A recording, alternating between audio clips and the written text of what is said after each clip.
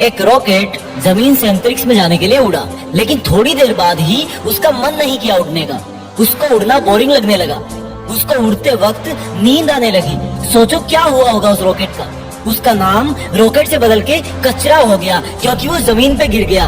एक ट्रेन थी, उसने यात्रा शुरू की। थोड़ी देर बाद उसका इंजन बोला कि क्या यार, मैं ऐसे ही चलता रहता हूँ डेली, वही बोरिंग काम, वही रूटीन। उसने अपने आप को सीज कर लिया। वो इंजन बंद हो गया, क्योंकि उसको डेली डेली का ये चलना बोरिंग लगने लगा था। और जब वो रुका तो उसने सोचा था कि देखते हैं अब मेरे बिना ये ट्रेन आगे कैसे जाएगी। लेकिन क्या हुआ, थोड़ी देर में रिपेयर टीम आई, इंजन को देखा, वो फिर से स्टार्ट हुआ। आखिर में इंजन बदल दिया गया और ट्रेन तो फिर भी चल पड़ी। क्या सीख मिलती है हमें इन दोनों किस्सों से? रॉकेट वाला किस्सा बताता है कि अगर तुम्हें अपना काम, अपनी पढ़ाई बोरिंग लगने लगी है ना, तो इसका मतलब अब तुम्हारी किस्मत का कचरा बनने वाला है, क्योंकि तुमने सीखना बंद कर दिया है। अगर तुम्हें पढ़ते वक्त आलस आने लगा है, तो इसका मतलब अब थोड़े दिनों में तुम्हारी लाइफ का कचरा बनने वाला है। अगर इसको कचरा बनने से बचाना है तो अपनी पढ़ाई, अपनी मेहनत जारी रखो। ट्रेन से क्या सीखने को मिला?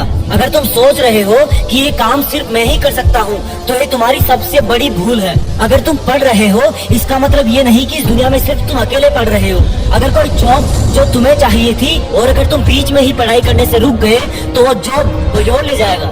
ट्रेन को खींचने वाले तुम एक ही इंजन नहीं हो, बहुत सारे हैं। जो काम तुम नहीं करोगे वो कोई और कर देगा। तो फिर क्यों ना तुम अपने आलस को तोड़ के अपनी पढ़ाई में जी जान से लग जाओ, क्योंकि तुम्हारा पढ़ते रहना ही तुम्हारे स्टूडेंट होने की पहचान है। अपने स्टूडेंट होने पर प्राउड फील करो, क्योंकि तुम जिंदगी की उस स्टेज से गुजर रहे हो जहाँ पर किताबों से सीखा हुआ हर एक शब्द भविष्य में तुम्हारी जिंदगी संवारने में बहुत काम आएगा।